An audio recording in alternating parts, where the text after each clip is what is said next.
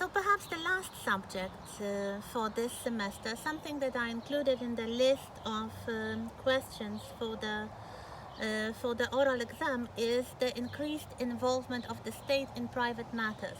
This is perhaps again a more general subject, something that is not limited to the Edwardian period, but by the time of Victoria's death, it's really visible how much has changed during her reign, and especially in this respect. So, when Victoria came to the throne, and especially in earlier periods, if you remember, um, the common consensus was that if something was working, nobody messed with it, and an Englishman's home was his castle.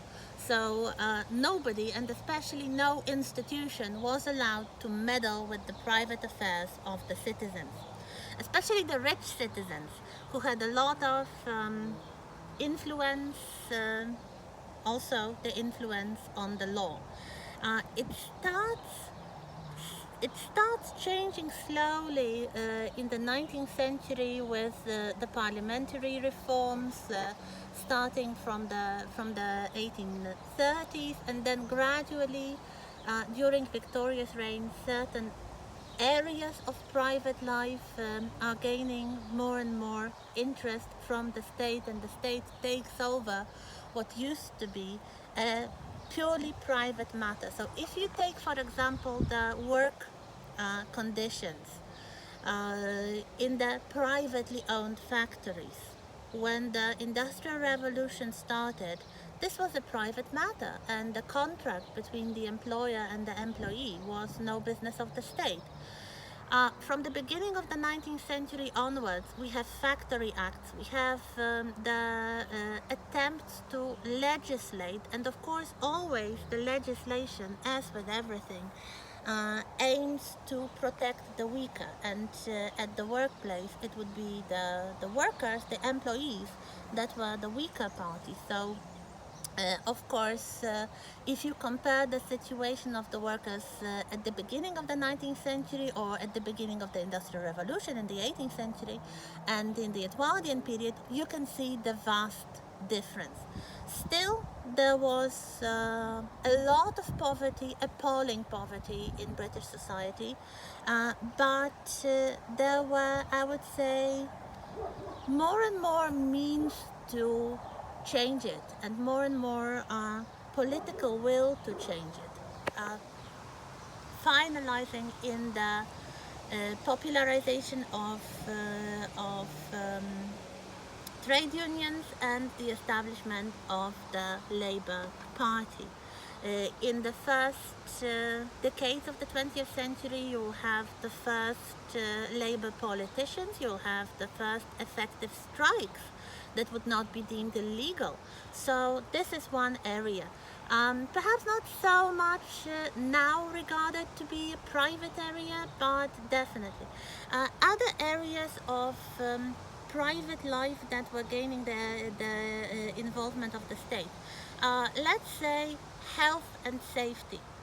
So in the 19th century, we have official regulations detailing, for example, how you should build your own house, what you could and could not have in your own private home, especially in the cities. So the reason for this was fire hazard. You couldn't build houses of wood in the cities in the 19th century. Before, it was your private house. If you could only afford wood as construction material, well, this was your thing.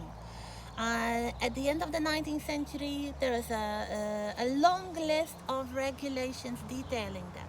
Also, the waste disposal, the obligation of having running water whenever that was available, of having sewage.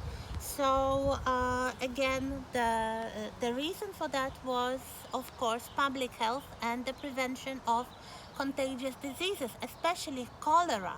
one of the horrible, devastating diseases of the early 19th century, something that repeatedly resulted in horrible epidemics in the cities.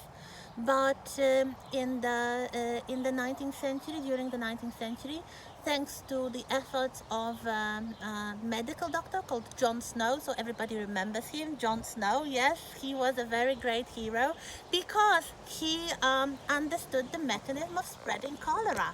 And he observed that this was a disease borne by water and not by air. So waste disposal and the sewage system and um, the water pumps and the availability of clean water in the cities became another thing that was quite I would say a big improvement in the health of the Victorians. As far as public health goes, we have the first um, obligatory vaccinations against smallpox. This is something that starts to be understood in the late 18th century, thanks to the efforts of several people, but perhaps the most memorable is an English lady called Mary Wortley Montagu, who was the wife of a British ambassador in Turkey, the Ottoman Empire, in the late 18th century, and she observed that in Turkey there was a way vaccinating or inoculating children against smallpox, which was a horrible, highly infectious, and very dangerous disease that would kill a lot of people, and if you survived, you could be disfigured for life. So Mary Wortley Montagu, she observed some what she believed to be folk medicine practices of inoculating children, but she noticed that it really worked. So she started really a massive campaign of information back in England, resulting in the inoculation of the children of King George III.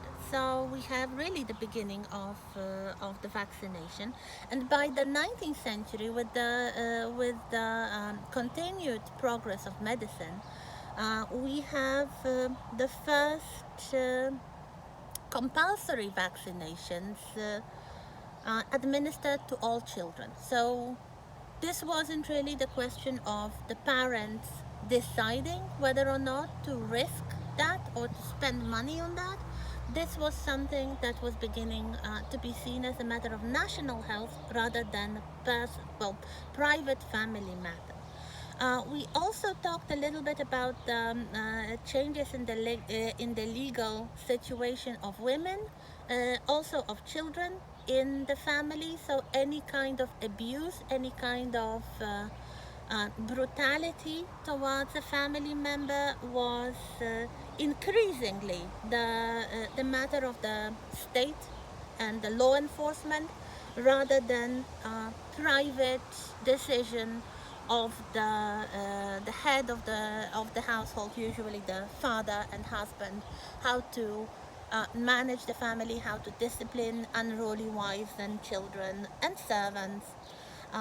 So unless there was serious mutilation or murder, everything was allowed. Not so much anymore, and increasingly we have the state taking over the responsibility for protecting the weaker. In the case of marital relations, it would be women and children. We have also the laws protecting the animals, for example. There is a series of new legislations against cruelty to animals, and it also becomes no longer a private matter if you beat your livestock or your dog, or if you kill an animal in a brutal way with no apparent need. So generally the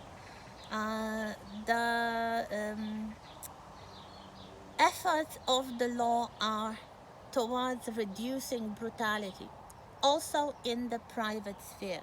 You may recall Thomas Stead and his campaign to help sexually abused children. So, of course, sexual abuse also counts in this, I would say, general movement against brutality and against abuse. What else catches the interest of the state is, of course, education. Towards the second, well, half of the 19th century, especially from the 1870s onwards, we have compulsory schooling for all children.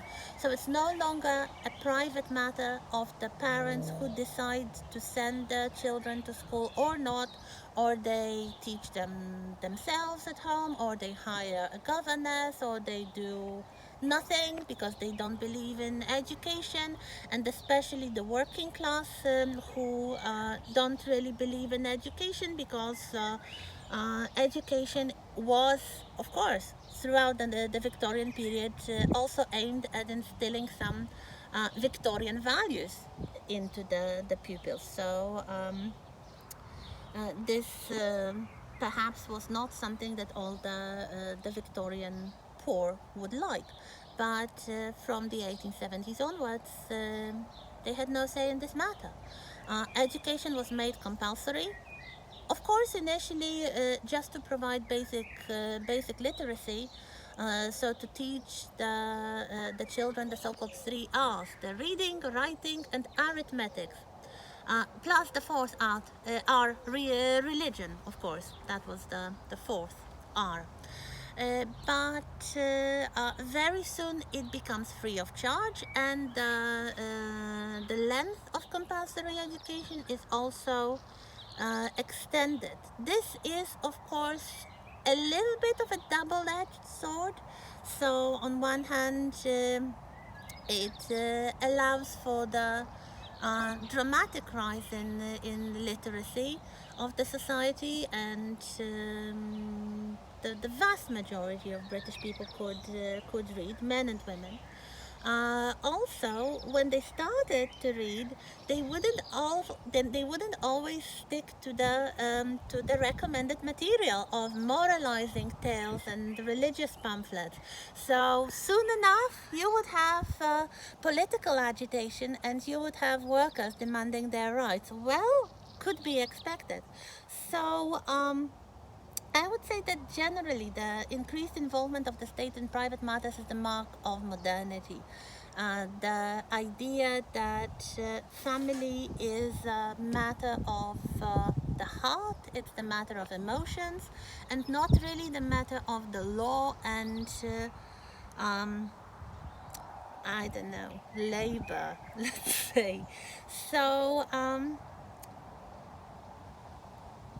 we are in the 20th century, and it has been developing like that well into the 21st century, and here we are with quite a lot of involvement of the state in private matters of different kinds. So that's the end of the semester, that's the end of the course. We'll talk on Tuesday about how I expect you to demonstrate that you have learned something, and how I expect you to complete the course. And the last thing I would like to do is to show the man who very patiently kept the phone. So here he is, my husband Michał. Thank you, love you. And yeah, thank you everybody, and see you on Tuesday.